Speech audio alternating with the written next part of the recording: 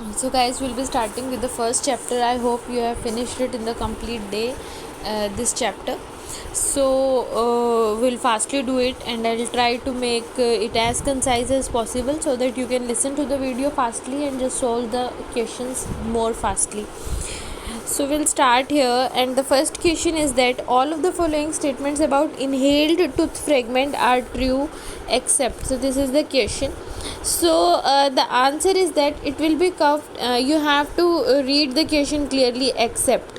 So the answer is that it would be carved out spontaneously. No treatment is necessary. It is wrong, because whenever you have inhaled tooth fragment in some part of the bronchus, you will have to surgically remove it. It will not come out on its own. It's not in the oral cavity that if you will try it will come on its own, or if you will push, or it is not even in somewhere like you do Helminch maneuver in the pedo patients, that you are going to put some thrust and it will come out. It is in the bronchus and it will not come out on its own. So the answer would be your D. Next is that it usually enter the right bronchus is correct, because right bronchus is smaller in the size, and it may cause lung abscess is correct, because any pathology anywhere, some foreign body is going to cause abscess, and it may cause bronchiectasis. So you can remember कि कुछ ना कुछ तो ये गलत करेगा ही करेगा, but answer would be not even by exclusion. The answer would be this, because it is not going to come out on its own. Next is that rotary movement of the tooth that is used for the extraction of. So the answer, they can ask you the question like this: which of the following tooth is required for the rotary movement for the extraction? So the answer here would be yours, maxillary central incisor, because maxillary central incisors fall under the category of the tooth that requires your rotation. Basically, and your lateral incisors require your palatal movement. Buccopalatal movement is required in lateral incisor because the roots are located palatally. हमने पढ़ा है ना dental anatomy में भी, that maxillary lateral incisor has got a palatal root, so there are more chances in lateral incisors for your palatal abscess. So the tooth that requires rotary movement for its extraction would be your maxillary central incisor. Next question is yours, that bull eye types of appearance is seen in the IOPA of. So answer would be your lingually placed mandibular third molar. And another question that can be asked is bull teeth is what? Oral pathology में पढ़ा है. It's like taurodontism. Whenever the bigger tooth is there, that is called as bull teeth. Fine. And bull eye appearance on the IOPA is seen in your lingually placed mandibular third molar. Next is a pregnant patient in the second trimester falls into the syncope during the extraction of upper molars. You have to remember that the patient is pregnant first thing, and then the patient should be kept in your left lateral position so that your inferior vena cava is not compressed by the fetus, and the blood supply to the heart should be there, and so that the heart should keep on working. If you will not keep her on the left side, if you will keep her on the right side, so the inferior vena cava would be pressurized, and there would be no input of blood to the heart and no output, so it can damage the fetus. So you have to remember, in any case you have to keep the patient left lateral, LL, in case of pregnancy. Next is reactionary hemorrhage occurs after the extraction because of. So in this question you have to remember that what is primary hemorrhage, and a primary hemorrhage is a type of hemorrhage that occurs as a normal part of the surgery, that while you are doing surgery there is a bleeding. Next is your intermediate or reactionary hemorrhage. So in case of reactionary hemorrhage, this occurs usually within 24 hours, and usually we keep the patient for the 24 hours to after any surgery to look for that urine is passed out, stool is passed out, and there is no hemorrhage, because due to increase in the BP or slipping of some ligature, there can be some bleeding. So that is your intermediate or reactionary hemorrhage. And then comes your Third one, that is your secondary hemorrhage, that occurs after 7 to 14 days post-operatively, and it occurs as a result of the breakdown of the clot on account of infection. So you have to remember by heart that what is primary hemorrhage, and normally primary to yaad rehta hai because it is at the time of surgery, but what we get confused is between secondary and your reactionary. So you have to remember that reactionary is within 24 hours and secondary is usually after 7 to 14 days. And they can also ask you the question that reactionary hemorrhage is because of what? It is because of the slippage of the ligature or rise in the BP. And they can ask you secondary hemorrhage is because of what? It is because of the breakdown of the clot. So they can ask you question either way, this or that. Fine. Next is yours, the mechanical advantages is obtained from the wheel and axle principle of the elevator is. So the mechanical advantage, you have to remember that your crossbar or Winters elevator is your 4.6. ठीक है. And another mechanical advantage you have to remember, like wedge elevator, extraction forceps and apex elevator is 2.5 and your straight elevator is 3. So beach wala I used to remember like it is SEAC, it is WEAV, and it includes your wedge elevator, apex elevator and your extraction forceps. So it is going to be a 2.5. So these values, mechanical advantages of different elevators you should be knowing. So here he is saying about wheel and axle. So normally this principle is by your crossbar. So crossbar, so the answer would be of 4.6.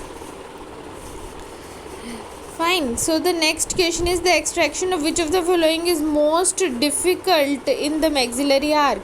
So the extraction of your basically first premolar is most difficult in your maxillary arc, because first premolar has got two roots, that is buccal and palatal. So the palatal root is palatally inclined, buccal root is buccally inclined. So if you are having a tooth which has two roots in two different direction, if you are going to apply force here, this is going to break, and if you are going to apply force here, this is going to break. That is why premolars are most notorious, they are most difficult to remove, and maxillary premolars especially, and even canines also have a good rate of difficulty level. But if when it is asked most, answer would be your first premolar. Not even second, it's first premolar only. Next is your displacement of root into the maxillary sinus during the extraction is most likely to happen during the extraction of your first molar. That is why जब भी extraction करते हैं, because the palatal root of your first molar, like this is palatal and this is maxillary sinus, it's very close to this maxillary sinus. So while removing the first molar, you have to be very very careful कि आप palatal pressure palatal side पे नहीं दें, क्योंकि अगर आपने ज़्यादा pressure दिया तो sinus की जो ये हमारी floor है, that is going to rupture, and once it is going to rupture, it is going to form sinusitis. तो maxillary molar आप जब भी निकालेंगे, you have to be very very careful of applying palatal pressure पैलेटली. आप buckle की तरफ लगाएंगे, मिजिल distal की तरफ लगाएंगे, बहुत ज़्यादा आप आइकली पैलेटली नहीं जाएंगे, बिकॉज हो सकता है हमारा फिस्टुला बन जाए, हमारा साइनस बन जाए, हमारा मैक्सिलरी एंट्रम ओपन हो जाए. तो that is why he is asking that displacement of root into the maxillary sinus during the extraction of your first molar. Root भी जा सकती है, then you will have to remove that root also surgically. तो उस पर भी question आ जाता है, कैल्डवेक ल्यूक प्रोसीजर से करते हैं हम. So the answer would be a first molar, a simple and straightforward question. Which of the following is relatively difficult to extract again? So the answer here, you cannot find your maxillary first premolar, so that is why answer here would be a maxillary canine. So the answer is maxillary canine. A patient who is in dicomoral therapy required tooth extraction, which laboratory test are we going to do? So dicomoral therapy means the patient is on your anticoagulant. Fine. And the patient is on the anticoagulant. तो क्या होगा कि patient का हमें prothrombin time ज़रूर लेना होता है, क्योंकि if it is anticoagulant there are high chances anti मतलब कोएगुलेट नहीं करेगा blood, there is more of the bleeding. and whenever there is a more of a bleeding, there are high chances, so that's why we'll get the prothrombin time done. And in this question they can ask you that what is the normal prothrombin time. This question is asked many a times और values याद नहीं रहती हैं, so you have to remember that the normal prothrombin time is 10 to 15 seconds, and you have to remember that even if it is raised to 1.5 times of your normal prothrombin time, still means if it is raised to 20 to 23 times, still it is going to be yours. You can extract the tooth. So these are the values that you should remember by heart in this topic. And what is the normal prothrombin time, and if it is increased to 1.5 times, you can undergo the extraction.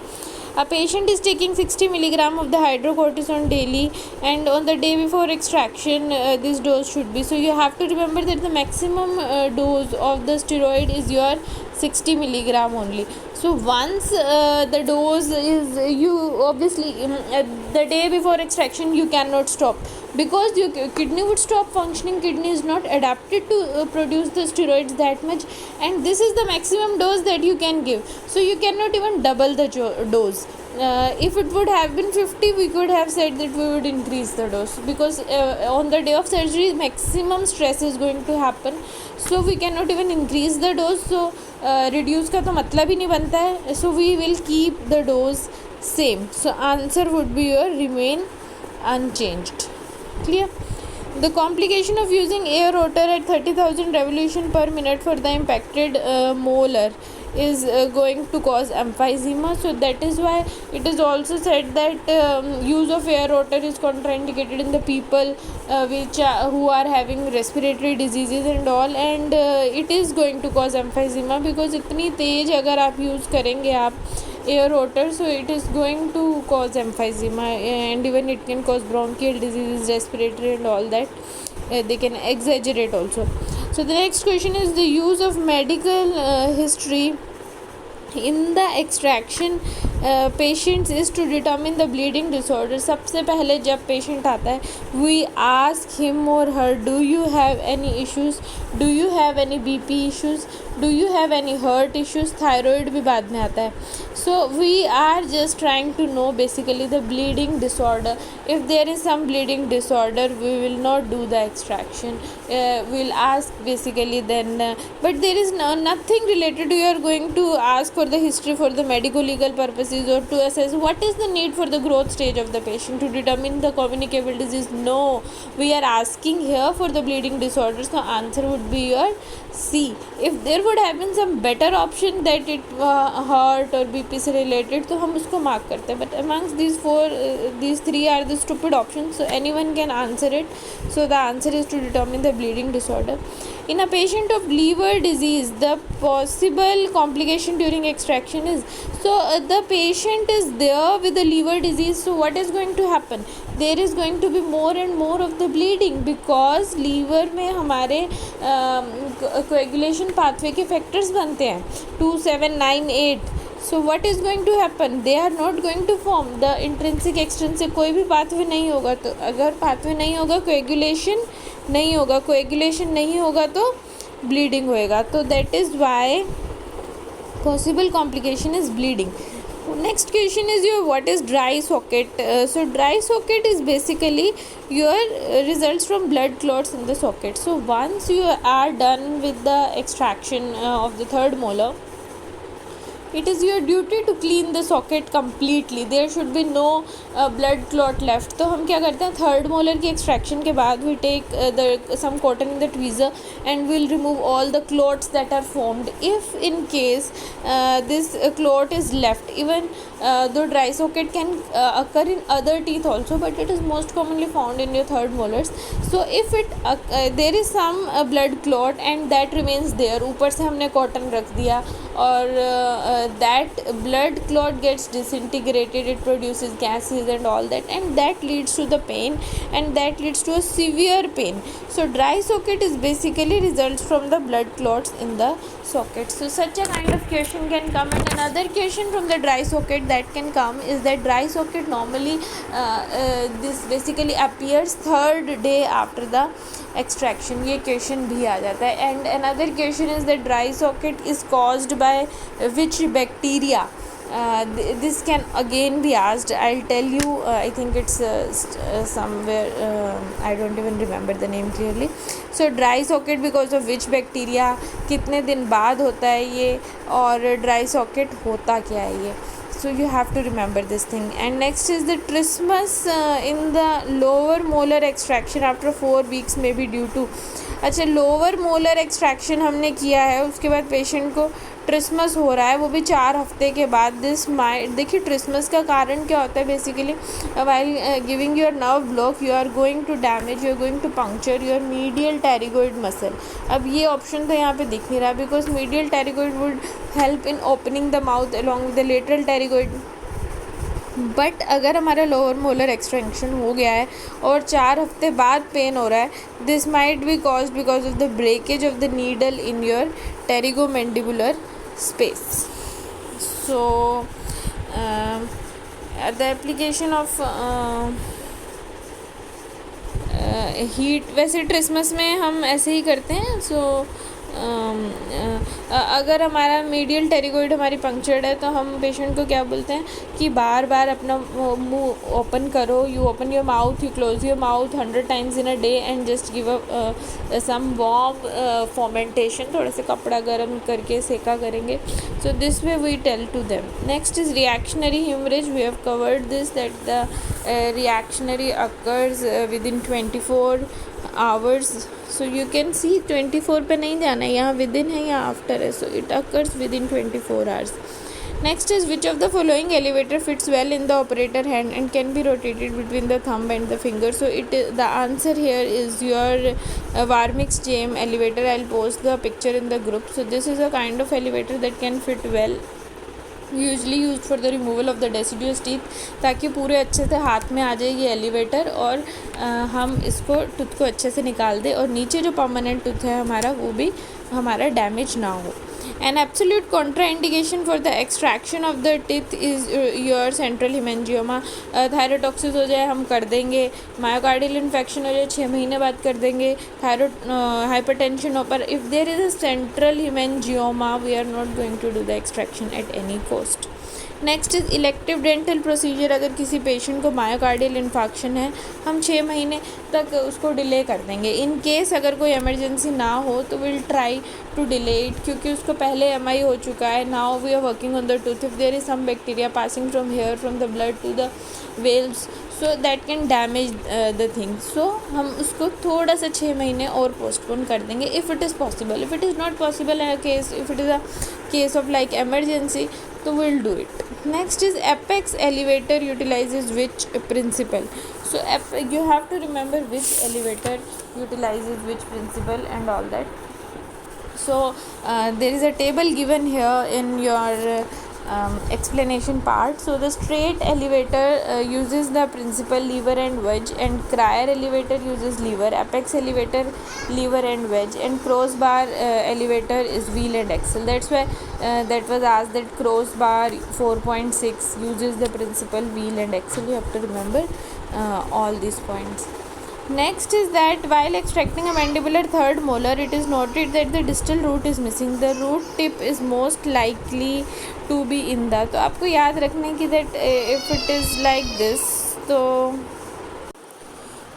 if the tooth is vertically placed, the root tip is most likely below the mylohyoid and it is in the submandibular space. So it is noted that the distal root is missing. Most likely it is going to be in your submandibular space. This would be the answer. And in case if the tooth is mesioangular or distoangular, किसी तरीके से मतलब टेढ़ा पड़ा है, तो the root can be in your pterygomandibular space.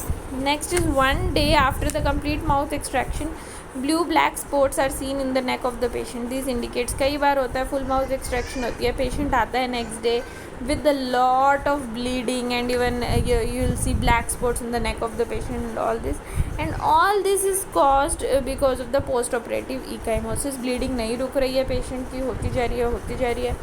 So even bleeding इतनी हो गई है कि that is moving towards the tissues and all this things. So इसमें हम बोलते हैं थोड़ा सेका करो, थोड़ा ठंडा लगाओ, सेका करो, इस तरीके से. So this is basically cause because of the ecchymosis. Cellulitis नहीं हो सकता, ब्लड सर्कुलेशन नहीं हो सकता, परप्यूरा नहीं हो सकता, बिकॉज द पेशेंट के अंदर ब्लीडिंग नहीं रुक पा रही है, इस वजह से हुआ है. In extraction the best time to administer analgesic is.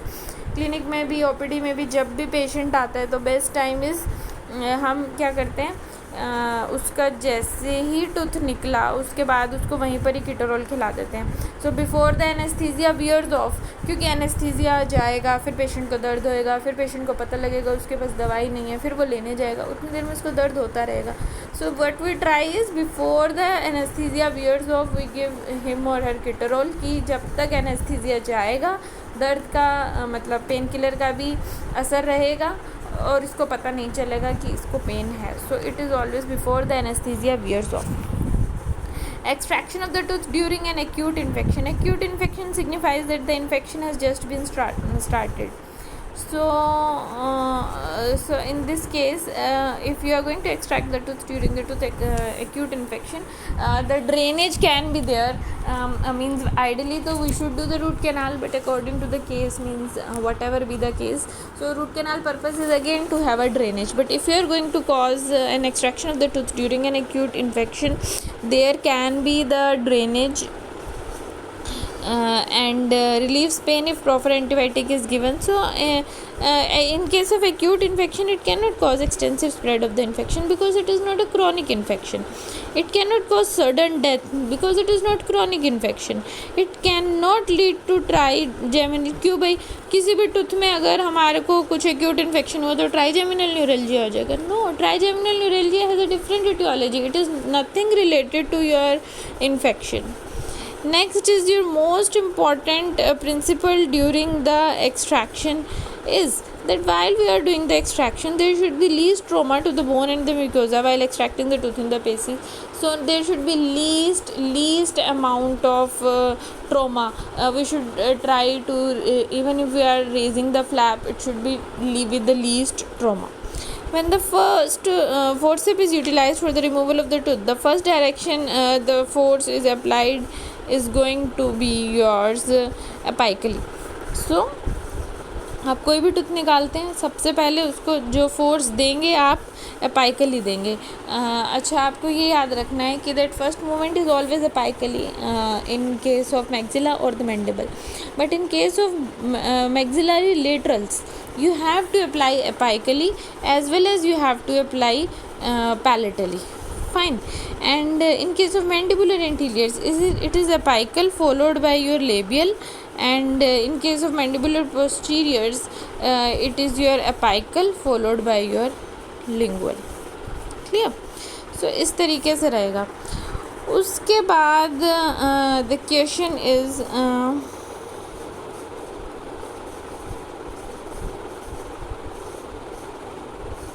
so the first force that is applied is apically. Next is that the ideal treatment of alveolar osteitis. So alveolar osteitis, the other name of dry socket is alveolar osteitis. ये question भी आ सकता है. सो इसका treatment क्या रहेगा? Debridement of the socket and the sedative dressing. जब भी patient दोबारा आता है हम क्या करते हैं, थोड़ा सा उसको नॉर्मल सेलाइन या हाइड्रोजन पेरोक्साइड से उस सॉकेट को साफ़ करते हैं, उसमें जो सॉकेट वो ब्लड क्लॉट्स पड़े उसको निकालते हैं, और थोड़ा बहुत उसमें जिंक ऑक्साइड यूजिनॉल का सीडेटिव ड्रेसिंग दे देते हैं. So this is the treatment. थोड़े टाइम में पेशेंट को आराम आ जाता है and then we proceed for further extraction if required. So we are not going to give antibiotics. Now I remember the bacteria that is involved in your dry socket is your Treponema pallidum. So next is your systemic antibiotics नहीं देंगे, topical क्यों ही देंगे, curettage क्यों करेंगे to induce the fresh bleeding? No, we'll just do the debridement and give the zinc oxide eugenol, a sedative dressing. The elevator can be used to an advantage when. So you have to remember that normally elevator is used when the interdental bone is used as a fulcrum. Fine, normally.